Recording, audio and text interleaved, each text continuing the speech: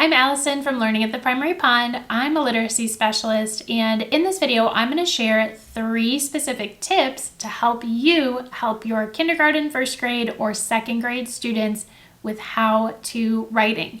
Before we dive in, if you haven't subscribed to my channel yet, make sure to do that now, and then also hit the little bell so that you don't miss any of the brand new videos that I post about teaching literacy in K-2. Okay, so let's talk how to writing. How to writing is just, I think the fancy name for it is procedural nonfiction. It's literally like how to, for example, fly a kite.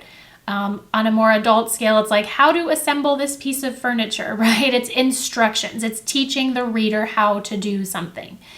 Now, with how to writing, but I also feel like this is true of many genres, it can be hard to get kids going and get them writing with the level of detail that you like. Like, they may come up with something very short and then just be like, I'm done. So I have a question for you. So that other teachers know that they're not alone, if you've ever had students and you give them a writing assignment and they finish very quickly after just a couple of sentences, and then they tell you, I'm done, just let me know in the comments. Would you write just done in the comments if your kids get done very quickly with their writing? And it's not that, getting done quickly is the problem. It's that they don't have the level of detail that you like them to have. So just type done in the comments so that other teachers know that they are not alone, because this is a very common issue. Now, I want to give you a little background before I get into these tips and actually show you some of the resources that I use. But I want to talk about how I introduce how to writing. And my favorite way to do this is to have the kids work together to make some sort of, or help me help me make some sort of recipe. So this could be fruit salad, it could be trail mix. Hopefully you can do some kind of food in your classroom. Obviously, be aware of food allergies and be careful about that. But you could do a craft or how to make a paper plane if you can't do food. But let's just talk about the example of trail mix. That's super fun.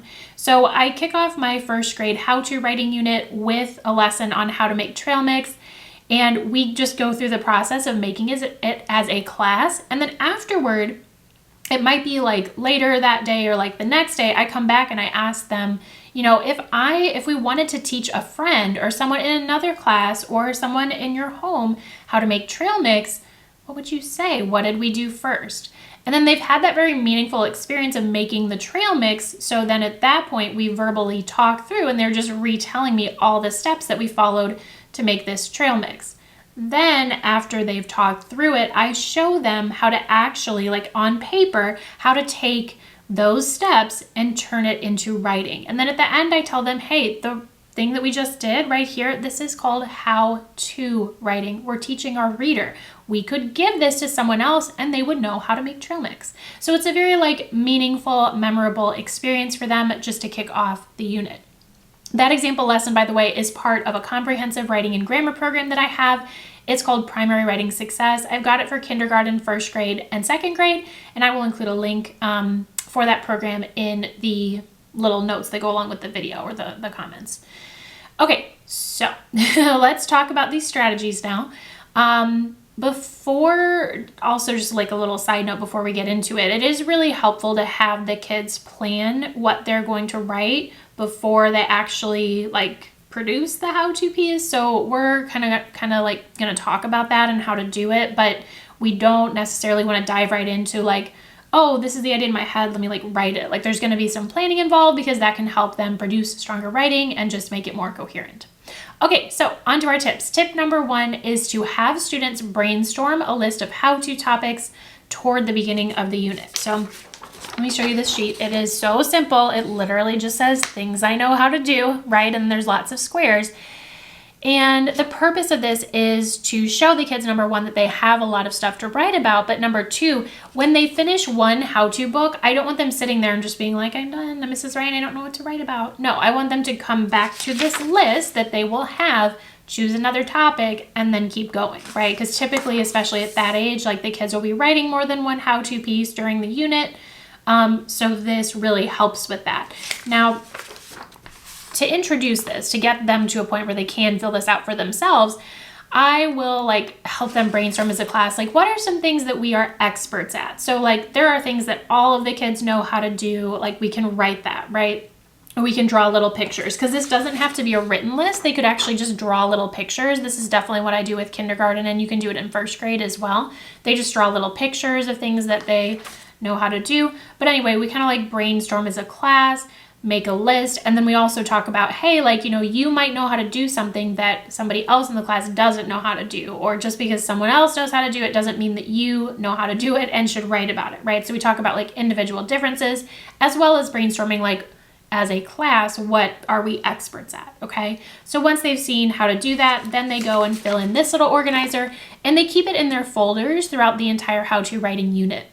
You could also copy this on colored paper so that, you know, if they're like done, you can just remind them, hey, go to your red sheet or go to your blue sheet when you're finished and get another idea for your next how-to writing piece. So, another thing you can do when you're having them like brainstorm topics, sometimes kids will choose very broad topics like how to play soccer. That is very broad. That would probably take an entire like manual, right? So you can help them focus in a little bit on that.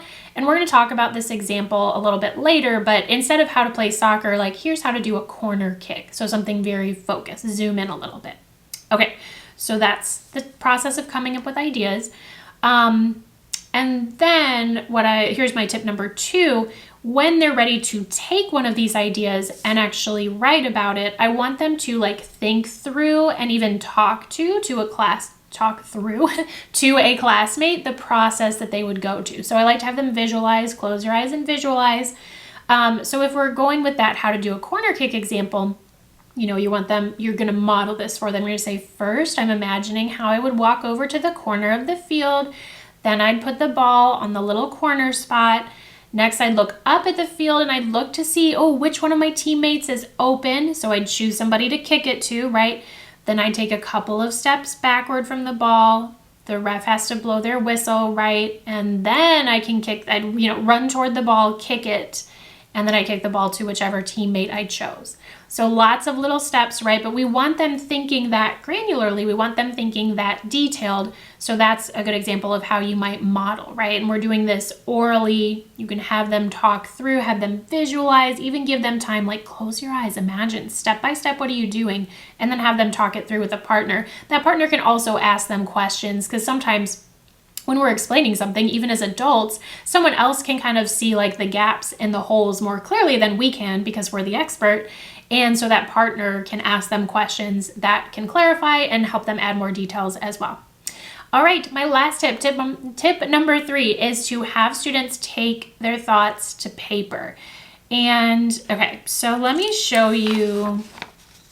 Here's an organizer that works well for how-to writing, okay? And the way it works is their little title goes up here, so does their name. And then here's just like a blank box for a drawing. This is step 1. I also, in Primary Writing Success, I have these numbered as an option. So you could literally like have them pre-select like 1, 2, and 3, or I have some options with more than 3 steps, like 4 steps. But anyway, the drawing of the step goes here, and then you want them to actually write the step here, okay? And often it can be helpful, especially for K1, to actually have them start with the drawing and then add the words. Now, this is an organizer. I think at first it can be helpful to just like have the kids go through a couple of how-to writing pieces and that like this is all they do. However, eventually what we want them to do is to take each step, right, and turn it either into a page of a book, like a multi-page book. It doesn't have to be that much on the page, but just like, okay, page 1 is step 1. Here's what I do. And then there's like a picture of, whatever they're supposed to be doing in step 1. Then step 2, this becomes a page of a book, etc., etc. If you're working with older kids that are actually writing paragraphs, it doesn't have to be a book. It could be like step 1 is paragraph 1. Step 2 is paragraph 2. Step 3 is paragraph 3. So when you're having them, I don't want to get too far ahead of myself, but when you're having them take this organizer that's complete, you want to really model how when they put it in a book, they're going to try to add a few more details, okay? Now, if we're talking about kindergarten though, you might have a little picture, you might have a couple of words, and you're good to go. So I'm just offering options to you, and the amount that they put on here, and even the, whether or not they turn it into like a book or a multi-paragraph piece of writing. It just depends on the level of your kids, just throwing out some different options. All right, I hope all of that was helpful. I would love to share this free in-depth training on teaching writing in K-2 with you. It's an hour long, you get a certificate and all that good stuff. I will include a link in this video or along with this video so that you can learn more about getting access to that free training. Thanks again for watching. I hope this was helpful. Don't forget to hit the like button, subscribe, and I will see you in the next video.